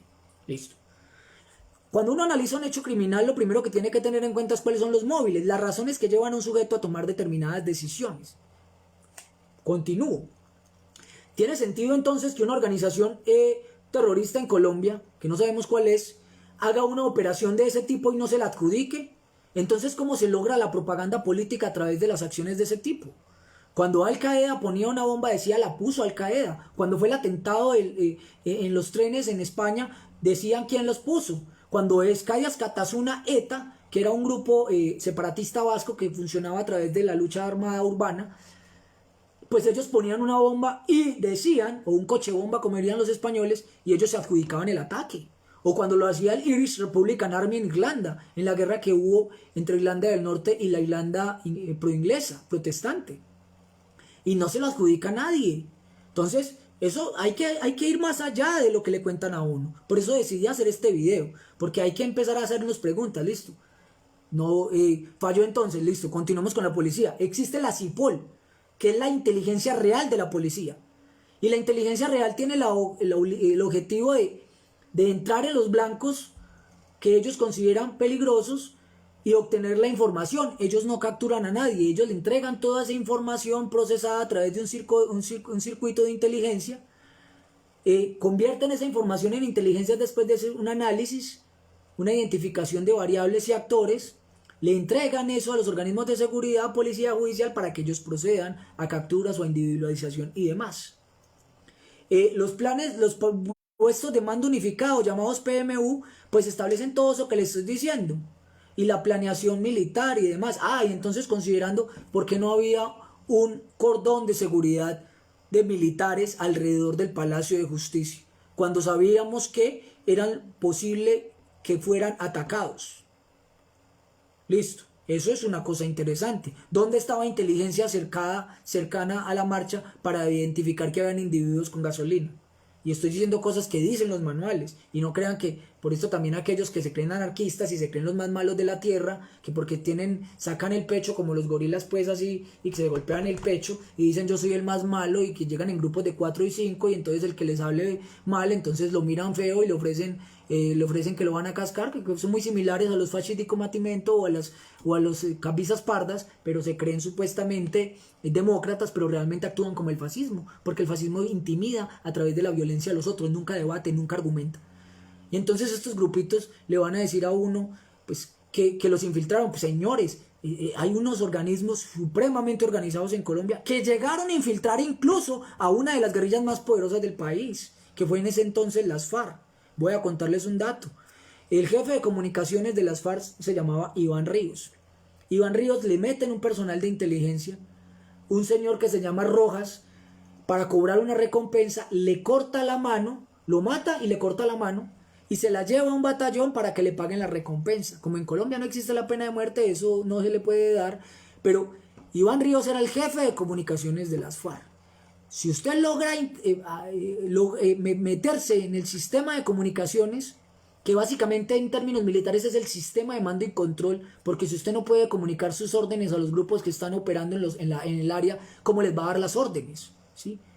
Y cómo obedece una estructura de mando unificado, y cómo siguen un proyecto y un planeamiento. Entonces, ahí hay unos elementos. ¿Dónde estaba la CIPOL? Bien, pero como ya estamos bajo la figura de asistencia militar, que se llaman figura de ADAC, apoyo y defensa de la autoridad civil, que se solicitó de parte del presidente de la República para tema de apoyo a la policía para controlar el orden público, ¿dónde estaban los anillos de seguridad y los cordones del ejército? ¿Y qué pasó con contrainteligencia, que es B7, que no averiguó que habían grupos que estaban planeando eso supuestamente en medio de una estrategia nacional de desestabilización? ¿Y qué pasó con inteligencia, que es el B2? ¿Dónde estaban? Esas son preguntas interesantes. Entonces nos van a decir que quemaron el palacio 10 pendejos y entonces superaron todas las barreras de seguridad. Y entonces no acordonaron el área. Y entonces no le pusieron barreras. No nos pueden creer tan ingenuos y tan incautos, pues. Bien, entonces continúo porque eso es interesante. Este tema de la seguridad es interesante. Entonces nos dicen, es que hay una conspiración rusa. Los rusos están diseñando una operación en Colombia llamada guerra híbrida. Y que esto hace parte de las revoluciones de colores que se impulsaron por allá también en Ucrania y en otros países. Y entonces ya llamó el presidente Vladimir Putin al embajador de Colombia en Moscú a que explique cuáles son las evidencias y las pruebas que tiene el gobierno colombiano de que los rusos están haciendo algún tipo de injerencia en el país a través de ciberataques y demás. Para darles datos así de como de cultura general, en Rusia antes estaba la KGB, de la cual fue director nacional Vladimir Putin, pero también estaba el F, hoy está convertida en la FSO, que es el Servicio Federal de Protección. También tiene la FSB, que es el Servicio Federal de Seguridad. Cuenta con la SBR, que es el Servicio de Inteligencia Exterior. El GRU, que es Dirección de Inteligencia de Estado Mayor del Ejército. En Colombia, bueno, hay otro factor. ¿Quién hace la inteligencia en Colombia? Antes se llamaba el Departamento Administrativo de Seguridad, DAS. Ahora se llama Departamento Nacional de Inteligencia, DNI. Pero me falta otro. Está el Cuerpo Técnico de Investigación Judicial a través de sus detectives. Entonces mira todo lo que tiene el Estado para prevenir una acción. Y me van a decir a mí que quemaron el palacio y no se dieron cuenta. Pero otro elemento, ¿a quién beneficiaba? Cuando suceda un hecho, pregúntese en quién es el beneficiado del mismo. Porque todo el mundo está diciendo unos vándalos. Entonces unos vándalos pudieron quemar algo tan estratégico y tan importante como un palacio de justicia donde reposan expedientes de investigaciones y procesos judiciales de narcotráfico, de extorsión, de secuestro, de distinto tipo de crimen organizado, y entonces se quemaron y ya. ¿A quién le beneficiaba? ¿Y qué opera en Tuluá? Ojo, la cocaína en Colombia, el mayor parte de la producción de alcaloides se da en Nariño y Cauca. Por eso los niveles de violencia en esas zonas. Pero el corredor de movilidad es hacia el valle, para llegar hacia el puerto, ¿sí? Y a otros corredores de movilidad del alcaloide, que salen en lanchas rápidas también y se encuentran en alta mar, y luego cruzan el triángulo, lo que es Honduras, Guatemala y Salvador, para llegar a México, que es el punto donde se llega ya a los Estados Unidos. Pero hay otra ruta, que es a través de España, donde se llega a Europa y se abre el mercado de la cocaína. Y entonces, ¿a quiénes les convenía hacer ese incendio? Pero entonces la pregunta es, ¿le convenía a los criminales que estaban investigados? ¿Le convenía al partido de gobierno que necesitaba una causa bélica para justificar el aumento de la seguridad, o decirle a todos los colombianos esto se salió de control? Ya esas primeras líneas no son un grupo de muchachos que están mal equipados, porque eso también hay que decirlo. Miren, hay que ser realistas. Quien está preparado para la guerra se entrena, se forma. Eso es una carrera, se llama ciencias militares, se llama ciencias de la seguridad. Se forman en batallones, pero también se forman en la guerra irregular, como distintos grupos. Aprenden a manejar un fusil, a acordonar un área, a hacer maniobras de bloqueo, de cierre, aseguramiento. Saben que es un golpe de mano, saben que es una emboscada. Una emboscada es atacar un objetivo en movimiento desde un punto estático. Saben que es una maniobra de cierre, saben que es una maniobra de yunque, ¿sí? Saben que es una maniobra de evasión.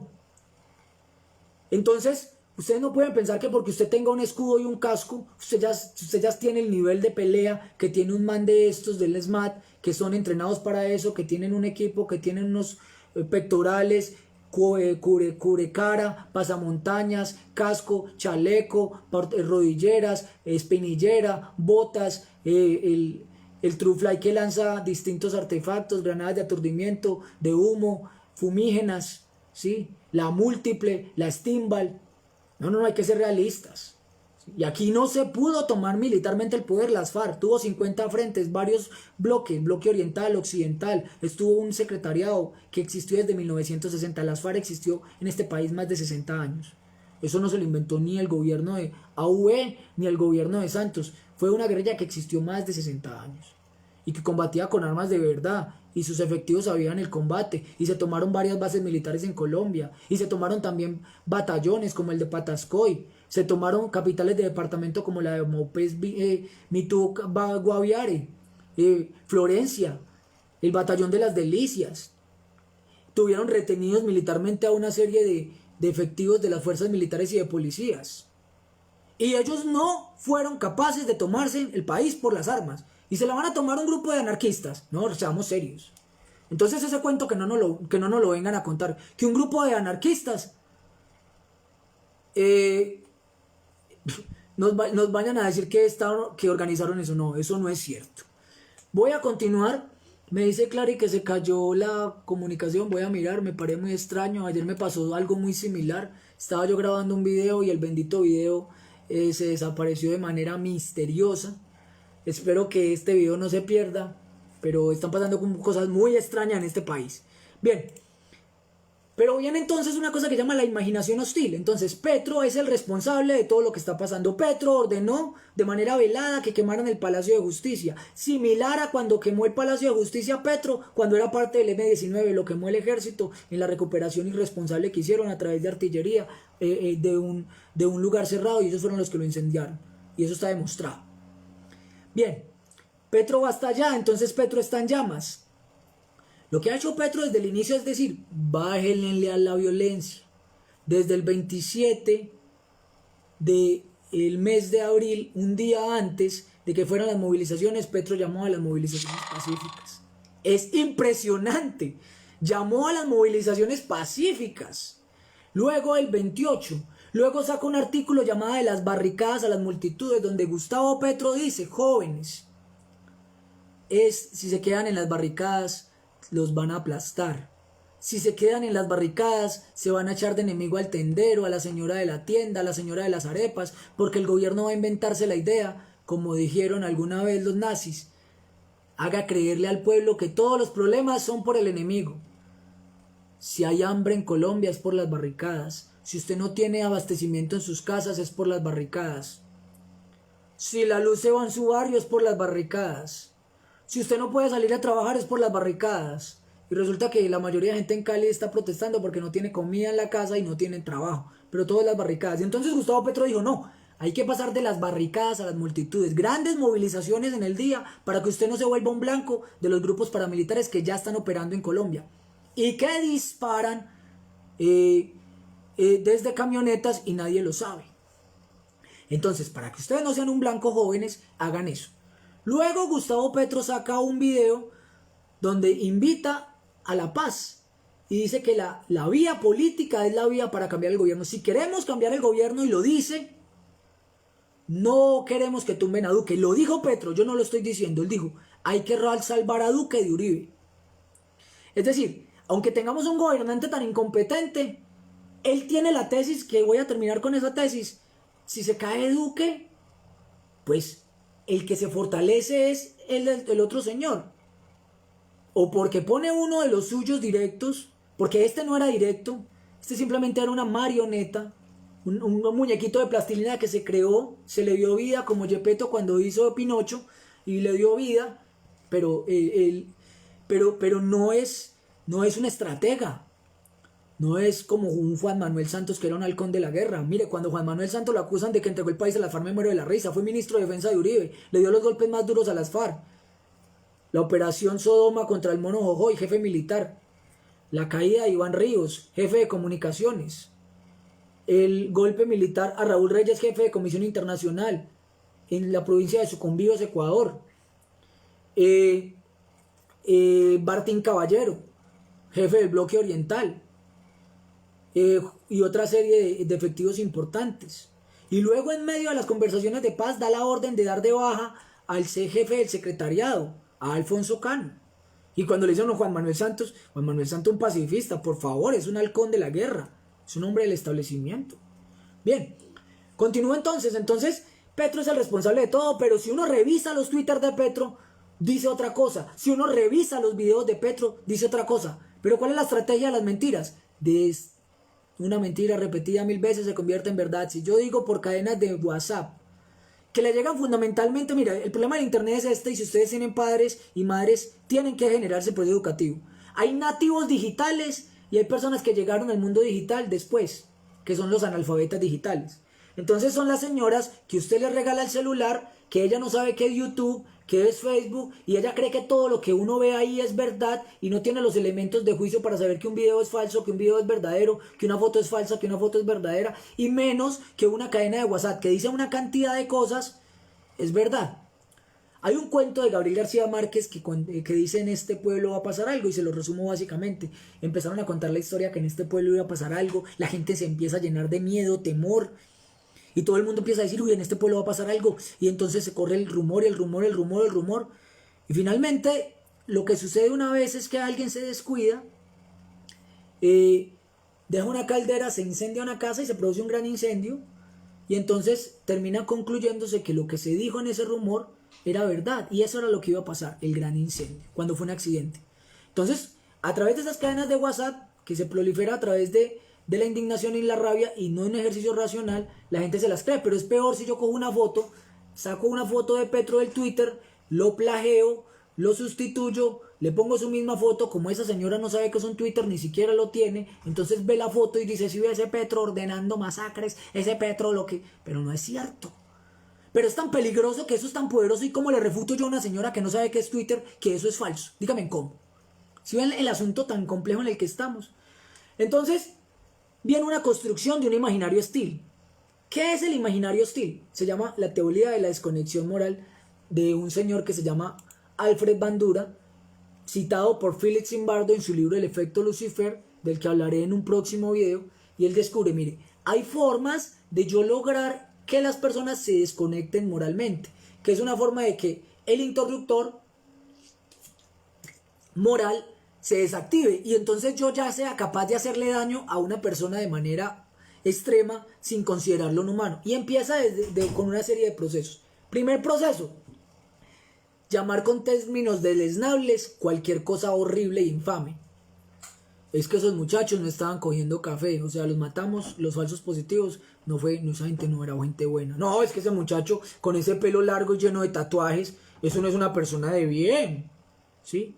Esos vándalos, es que mira esos vándalos que están destruyendo el país, y los matan. Entonces dicen: pues algo habría hecho. Entonces no es un asesinato, sino es una limpieza. Mira lo curioso, ¿no? Gente de bien, blanco que representa la pureza. El negro siempre se ha asociado al mal por una construcción histórica desde el racismo, ¿sí? Entonces, limpieza étnica. Entonces, cuando mataban los nazis a cientos de personas, nunca le llamaron asesinato, sino vamos a darle una solución final. Y solución final era matar a todos los judíos. ¿Y cómo los mataban? Los transportaban en un tren cientos de kilómetros de pie, desnudos, sin una gota de agua, apilados unos sobre otros. Luego llegan, los despojan de lo que llevan, les ponen un uniforme de rayas, que es curioso, para que se rían, se ridiculicen, les rapan la cabeza, les quitan el nombre, y usted no se llama Federico, sino se llama 055672. Y luego los ponen a trabajar forzadamente, y luego los ponen incluso a cavar sus propias tumbas, los disparan con escuadrones itinerantes de la muerte, y luego a otros los dicen el momento de bañarse, la gente está esperando el agua, cuando abre la llave, de la llave no sale agua sino gas y se mueren de manera infame y luego los tiran a unos lugares donde depositan sus cuerpos. Veas en 2 películas, película bellísima que se llama el,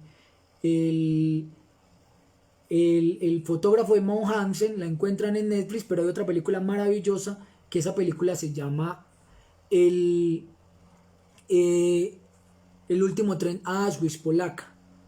Y hay otra, por supuesto, que es un clásico de Steven Spielberg, que se llama, que es una película que está que está relacionada con la compra de judíos y la venta. En ese momento ya me recuerdo cómo es que se llama. Voy a mirar. Bien, segundo elemento entonces, pero veas en las 2 fotógrafos de Mount Hansen y eso es muy claro de cómo funciona el tema de los judíos y el holocausto. Listo, entonces no se llama asesinato sino limpieza social. Y no se llama genocidio sino limpieza étnica. Luego, no se llama asesinato, cayeron unas bombas cerca de mi casa y mataron a unas personas, pero se las tiraron a una casa de enseguida. Eso no es un asesinato, se llama daño colateral. Eufemismo, llamar algo reprochable con otros términos. Está demostrado científicamente que quita eso la carga emocional de la palabra, por eso es tan importante, lo descubre Bandura. Luego viene el gradualismo. Entonces el gradualismo es bellísimo porque está demostrado que la gente comete actos crueles, pero si van aumentando lentamente. Entonces mira cómo empezamos. Primero, esas marchas son contra el gobierno, eso es del castrochavismo, luego eso es del comunismo, luego eso es del socialismo, luego se crea el concepto del vandalismo, luego el terrorismo, vándalo terrorista, luego habla el ministro de Defensa Molano que eso no es, que eso que se está dando, esas manifestaciones en Colombia, hace parte de una estrategia de terrorismo silencioso, ¿sí? Y poco a poco entonces vienen construyendo toda una tesis de que esas personas que protestan no son ciudadanos colombianos sino delincuentes criminales que hay que eliminar. Y ustedes han visto poco a poco cómo ha venido aumentando el nivel de violencia. Primero represión a través del escuadrón móvil, pero luego capturas de personas y luego maltratos de personas y luego incluso se denuncian violaciones y abuso sexual de mujeres. Eso es una cosa que debe llamarnos la atención. Luego viene un proceso que llama desplazamiento y difusión. Y él dice entonces, una de las cosas que se descubre es que la gente, cuando le preguntaban a los nazis por qué cometieron esos crímenes, decían, no, es que yo no soy responsable, yo cumplía órdenes. Entonces, se difumina la responsabilidad, yo no soy el responsable, sino son las órdenes que yo cumplo. Y entonces eso hace que se desplace y se haga difusa la responsabilidad. Y hay un tercer elemento. Entre más lejos esté la persona que toma las decisiones, más crueles pueden ser. Porque solo un sádico disfruta de hacerle daño a otros, entonces, o alguien que esté de pronto en pleno saqueo. Entonces, cuando el sujeto está a mayor distancia, hay mayor desconexión moral. Pero si ya hay toda una construcción de imaginario hostil y de que esa gente que protesta no son ciudadanos, ni siquiera son humanos, son terroristas vestidos de civil, ya no guerrilleros, ¿sí? Antes todo era las FARC, ahora es el vandalismo terrorista, ¿sí? El enemigo, siempre se crea un enemigo, si no se crea entonces se lo inventan. Y luego la denigración, ¿no? Mira lo curioso, cuando matan a Lucas Villa empiezan a salir unos videos que dicen, pero muchacho lleva muchos años en la universidad, y esas barbas, y mira la pinta, y mira el marihuanero. Entonces, marihuanero, monstruo, delincuente, bandido, eliminable por la gente de bien. La gente de bien, se le cayó recientemente una avioneta al esposo de una comediante que detesto, arribista, y mucha de la gente de bien en Colombia vive consumiendo ese polvo blanco que se exporta. Pero consideran que los que fuman marihuana son más malos o los que toman aguardiente son menores, son inferiores. Entonces, pero mire todo el discurso que hay de fondo, ¿no? Entonces deshumanizan. Esa niña que violaron en Popayán, eso no era ninguna niña, era una libertina y que hacía en la calle. Y mire esa niña que tenía varios novios. Denigrar a la víctima. Eso es de manual. O sea, eso no es que digan que es que eso no ocurrió. Eso está escrito, está investigado. Desde el holocausto nazi y desde los hutus y los tutsis. Denigración de la víctima. ¿Qué fue los Hutus y los Tutsis? Hubo una campaña de exterminio en Ruanda. Veas una película, se llama Hotel Ruanda. Y esa película les muestra a ustedes cómo a través de una emisora empezaron a decir que los tutsis eran malos, que eran cucarachas, y lograron que se diera un genocidio. Entonces un día, después de estar en meses inoculando esa idea de odio, entregan cientos de machetes a los hutus, y los hutus salen masivamente a descuartizar y a matar en machete a los tutsis, y se produce una matanza entre africanos de la misma piel, con pequeñas diferencias entre hutus y tutsis, en 3 meses, de más de 300.000 personas muertas a machete. Veas en esa película. Denigran a la víctima. ¿Qué hacían los nazis? Los judíos son gente extraña. Esos gorros y esas barbas, y además no creen en nuestro Dios. Luego les ponen una estrella acá, la estrella de David, los marcan. Luego los sacan de sus casas, los marcan los nazis, les ponen en sus viviendas marcas que dicen: aquí vive un judío, fuera judío. Luego los llevan a los guetos, los apilan, y luego la solución final. Porque eran bacterias, eran virus. Cuando uno escucha a esas señoras que se la pasan rezando todo el día y que tienen una imagen del Sagrado Corazón de Jesús, y que cuando empiezan a escribir en esos WhatsApp empiezan a decir que los maten, que maten a esos vándalos y que saquen al ejército y les dispare. Esa señora, a pesar de ser una ama de casa noble, ha construido todo un imaginario hostil que justifica el asesinato y que le sirve a los perpetradores para tapar sus crímenes. Muchos de los crímenes de los nazis no fueron cometidos por la mayoría del pueblo alemán, pero hubo aquiescencia. Miraron para otro lado, y a veces también es muy culpable el que mira para otro lado como el que está cometiendo las acciones. Entonces, ese caso de denigrar a la víctima lo que hace es prepararlo a usted para el daño. A los soldados los entrenan en programas de odio. Cuando estaba en la guerra contra las FARC, había una canción que cantaban los militares que decía: sube, sube, guerrillero, en la cima los espero, con granadas y morteros, muchas famas les daremos, violaremos a sus hermanas, a sus esposas, y me bañaré en tu sangre. Y uno dice: wow, ¿qué es eso? Cuando esos tipos iban a combatir a las guerrillas, allá había era un monstruo. Porque cuando para yo matar a otro en una guerra, lo denigro. Cuando a usted lo atracan, por lo general el atracador le dice: este piro, esta chanda, esta perra. Cuando la coge a la mujer y le pone un cuchillo en el cuello: baje después del celular, piroba, perra, no sé qué, denigra a la víctima. Ellos lo hacen sin saber, pero eso es de manual. Para hacerle daño al otro, para prepararme para atacar al otro, lo denigro. Esos que están protestando son terroristas. Hay que recuperar la autoridad. O sea, eso es de manual. Eso es una cosa que es sorprendente. Listo, hay una cosa importante, y es que Félix Zimbardo descubre que las situaciones inciden en la conducta de la gente. Y tener máscaras, uniformes que fomentan el anonimato, y a esto me refiero a todo. Cualquier persona que se pone una capucha asume una personalidad diferente, y eso cambia su conducta, producto de que está bajo la lógica del anonimato. Y entonces, cuando uno está bajo el anonimato, sus acciones no son conocidas. Y dice Zimbardo que eso lleva más fácil a una persona a cometer conductas antisociales. Aplica para todo tipo de personas y organismos el hecho de cubrirse. Pero también hay un factor que nos dice que la presión del grupo social ejerce una fuerza que impulsa a las personas, especialmente adolescentes, a realizar acciones. Eso empieza a explicar entonces por qué cuando alguien lanza una piedra, los otros también la lanzan, no porque sean violentos, sino porque se genera un factor de identificación grupal, y está demostrado que la conducta del individuo, cuando ven que otro la comete, se fomenta la intención o la posibilidad de que cometa esa conducta.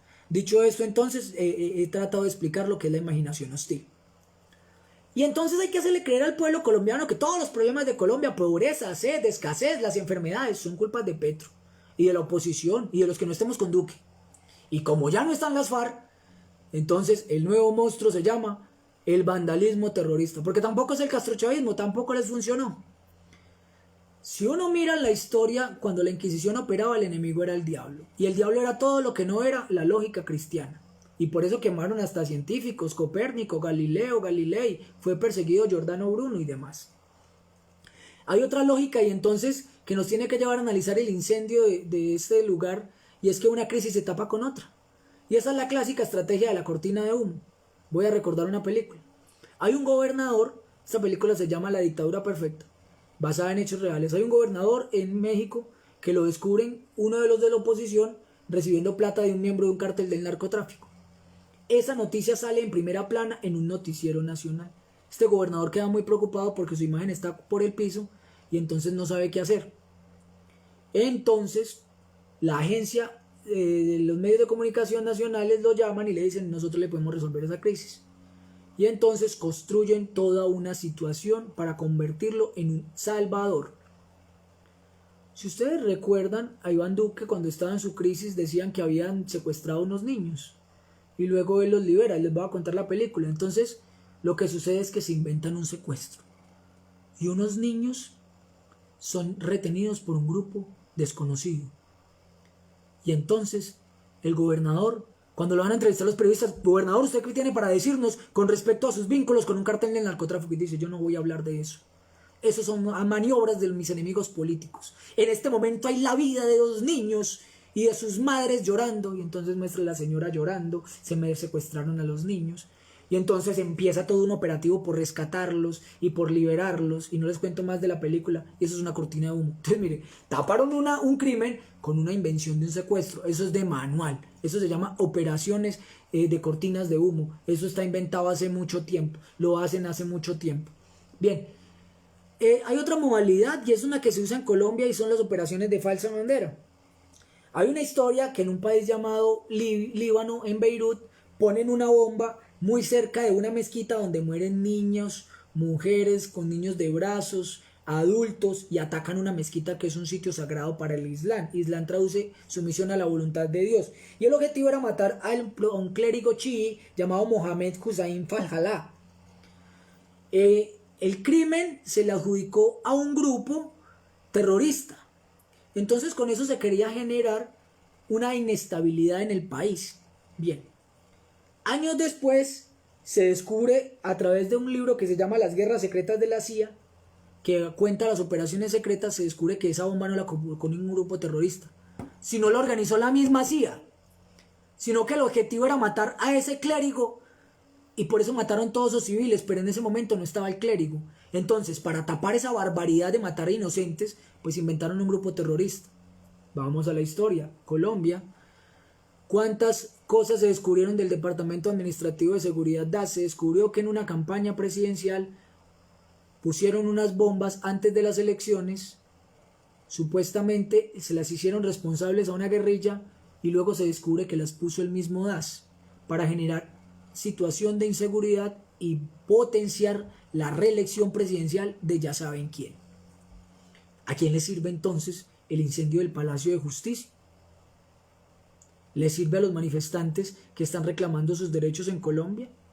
¿Le sirve a los muchachos que se hacen llamar la primera línea, que son unos muchachos desesperados por buscar posibilidades en este país, que sin formación militar están enfrentando fuerzas con mayor capacidad y que hacen algunas acciones mínimas, pero si se repeliera con todas las fuerzas de esos grupos no tendrían cómo contenerlos? ¿Le sirve a Gustavo Petro cuando Gustavo Petro ha dicho en todos sus twitters y declaraciones que invita a las movilizaciones pacíficas? Le voy a decir a quién le sirve esa bomba de ese palacio. Y mi segundo punto es este. Hay un artículo que les quiero recomendar en el periódico El Tiempo, creo que por acá lo tengo. Venga, lo busco. Y es un artículo que llama la atención sobre una cosa, y este está diciendo, en Colombia se está preparando un golpe de Estado. Hay en camino un golpe de Estado. Y entonces uno dice, pero ¿cómo así que un golpe de Estado? Hay gente que dice, no, pero que los militares saquen a Duque, que se dio un golpe de Estado. Y uno dice, bien, un golpe de Estado es algo inteligente. Un golpe de Estado nos sirve a los colombianos. Entonces la pregunta que uno empieza a hacerse es, ¿a quién le sirve un golpe de Estado? ¿Y qué es un golpe de Estado? Bien, entonces en este capítulo no voy a hablar del golpe de Estado, busco aquí Spielberg, sino que voy a hablar de a quién podría servirle. La película que les hablaba ahora se llama La lista de Schindler, que es la película sobre el holocausto nazi, bellísima. Veas en esa película 3 películas: La lista de Schindler, La vida es bella, la película de Hotel Ruanda, genocidio de Hutus y Tutsis, y por supuesto la de Netflix que se llama El fotógrafo de Mauthausen. Cuando ustedes se vean eso, ustedes van a entender a lo que nos estamos enfrentando. Pero ¿a quién le sirve la quema del Palacio de Justicia? Entonces dice el artículo 213 de la Constitución, que contempla una cosa que se llaman los estados de conmoción interior, que en la Constitución de 1886 se llamaban los estados de sitio. ¿Y qué es eso? Se le dan facultades especiales al presidente para que haga lo que le dé la gana a partir de decretos extraordinarios. ¿Y cuándo lo puede declarar? Cuando la situación de seguridad y de orden social se le salga de control. Si las marchas son pacíficas, si no hay quemas de edificios, si no hay ataques a laboratorios de universidades. Algunas personas dicen, es que queremos quemar la universidad y es que habría que quemar la gobernación. ¿A quién le sirve eso? A los que necesitan la inestabilidad social y política para decirnos no hay condiciones para que el presidente Duque siga gobernando bajo las normas constitucionales actuales y decrétese el estado de conmoción interior. ¿Y qué es la decreta? ¿Y qué es el decreto de conmoción interior? El presidente gobierna a punta de decretos, no necesita el Congreso, o sea que hubiéramos podido hacerle una protesta por la reforma y no importa, va, porque no hay Congreso, puede cerrar las Cortes Suprema y Constitucional. Ya la gente se dio cuenta para qué sirven las Cortes. ¿Se acuerdan cuando el Centro Democrático es que vamos a cerrar las Cortes? Y la gente decía que hay que cerrarlas. Ya se dieron cuenta para qué no han masacrado este país como quieren, porque tenemos una Constitución que aún en medio de esta barbaridad nos protege. Cuando el presidente decreta un estado de conmoción interior suceden varias cosas. Primero, necesita la firma de todos sus ministros. ¿Será que todos los ministros de Iván Duque no le van a firmar para el decreto? No necesita el Congreso, señores. Necesita la firma de sus ministros. ¿Y qué puede hacer con eso? Pues para los que dicen, no, es que vamos a aumentar la violencia, porque es que yo soy el gorila macho, y entonces soy el más bravo, y somos los anarquistas, que vamos a hacer lo que las FARC no hizo en 50 años con un ejército tremendo de 50 frentes, un grupo de muchachos que se creen más malos que los que han estado entrenados para la guerra. Y ellos van a lograr derrocar al presidente, quemando edificios, como algunos los dicen, porque no estamos diciendo que el palacio fue quemado, pero sí quemando casas o atacando CAIs. La pregunta es, ¿a quién le sirve el estado de conmoción interior? Y les voy a decir qué sucede. En el estado de conmoción interior, el presidente de la República tiene facultades extraordinarias y puede limitar las marchas. Se acaban las marchas en este país, porque hay una grave perturbación pública. Ojo, limitar los medios de comunicación. Si ya tenemos una cantidad de medios que los controla el gobierno y que apenas podemos acceder a la información por medios como Canal 2 de Cali, el canal de María Jimena Duzán, hablando con María Jimena, algunas cosas que saca Cable Noticias, lo que saca CMI, Noticias 1, lo que saca El Espectador, algunas cosas que uno puede rescatar, lo que saca a veces algunos periódicos de la región del departamento, lo que se hace a través de los medios de comunicación alternativa. Pues señoras y señores, si hay un decreto de conmoción interior, usted está en su emisora y le llega al ejército, ustedes no pueden decir eso. Y me cierra sus equipos y me los apaga y quedan arrestados. O cambia la línea editorial, porque como usted no puede atacar al gobierno ni decir cosas porque usted está generando terrorismo digital. Y es que resulta que ahí se descubrió que el Ministerio de Defensa está perfilando todas las periodistas del país y también a personas, pero especialmente medios de comunicación, que están promoviendo el terrorismo digital. El partido que se inventó mentiras para ganarse las elecciones presidenciales, el partido que a través de fake news ganó un plebiscito contra el acuerdo de paz, el partido que solo gobierna a través del engaño, ahora habla de que decir la verdad, que no es la verdad oficial, mostrar que están maltratando muchachos, mostrar que hubo descuartizamientos y torturas en Cali, que están prohibidas por sentencias de la Corte. Colombia firmó todos los tratados de derechos humanos y la tortura y las penas crueles están prohibidas en Colombia, señores, así usted lo crea. A nadie se puede torturar en este país, no es un medio de interrogatorio legítimo en este país, está penado por delito, como un delito internacional muy grave. Entonces pueden limitar medios de comunicación, pero también pueden interceptar. Y esto sí es maravilloso, en un estado de conmoción interior usted puede estar en su casa y lo allanan. Y entonces llegan y dicen, venga, ¿este libro de qué es? Esto es su versión, queda arrestado. Entonces vamos a llegar a unos periodos oscuros prácticamente de la Inquisición, porque se van a dar capturas sin orden. Para hacer una captura en Colombia se requiere que usted sea sorprendido con elementos con los que cometió un delito, haya sido perseguido en el momento de cometer un delito y por voces de auxilio, o se sorprenda con elementos con los que antes son producto de un delito, o haya una orden de captura emitida por un juez de la República en su contra. Pero lo pueden capturar sin orden y lo pueden allanar sin orden. Y pueden coger al alcalde de Medellín y decir, vea señor alcalde, usted ya no nos sirve, vamos a nombrar uno del Centro Democrático. Y Claudia López tampoco nos sirve, vamos a nombrar uno del Centro Democrático. Y el José Manuel, que salió a aplaudir la marcha hoy de las camisas blancas, tampoco nos sirve y vamos a nombrar uno del Centro Democrático. ¿Se acuerdan cuando Hitler, una vez siendo canciller, con la ley habilitante, empezó a nombrar a todos los suyos en los cargos? Si ven hacia dónde podemos llegar, pero continúo. Se restringe el derecho a la circulación. Es decir, si yo voy a ir a Armenia y soy sospechoso, tendría que informarle a la autoridad correspondiente que voy a ir a Armenia 2 días antes, para que ellos sepan qué voy a hacer, con quién me voy a reunir. Se puede limitar la circulación de personas, pueden decirse a partir de tal hora nadie puede salir. Se puede limitar la circulación de vehículos en determinadas zonas. Se puede exigir, oigan esto, es que esto es impresionante, que las personas informen 2 días de anticipación todos sus movimientos.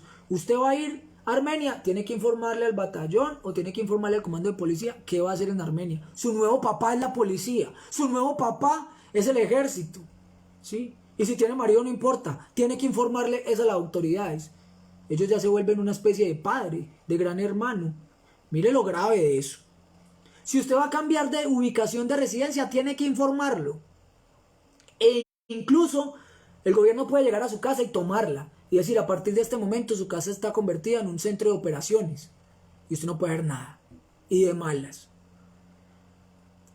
Y también pueden obligar a que medios alternativos sean puestos al servicio del gobierno. Y ojo con esta belleza. Radio y televisión se le pueden imponer restricciones para divulgar información que generen grave peligro. ¿Y qué es grave peligro? Pues atacar al gobierno o pronunciar cualquier cosa de las que ellos no estén a favor. Ojo, el gobierno podrá utilizar esos medios cuando los considere necesarios, o también suspender. Si el problema del internet, le suspendo el internet a todo el mundo. A mí no me importa si usted pagó de malas, es un asunto de seguridad nacional. ¿Qué tal esta belleza? Se podrá someter a permiso previo la celebración de reuniones. Se acaban las reuniones. 4 y 5 personas reunidas. Eso es peligroso. Se acaban. Disuélvase. Eso pregúntenle a sus padres. Sucedía en Colombia por allá en una cosa que llamó en 1979 el Estatuto de Seguridad de Turbay.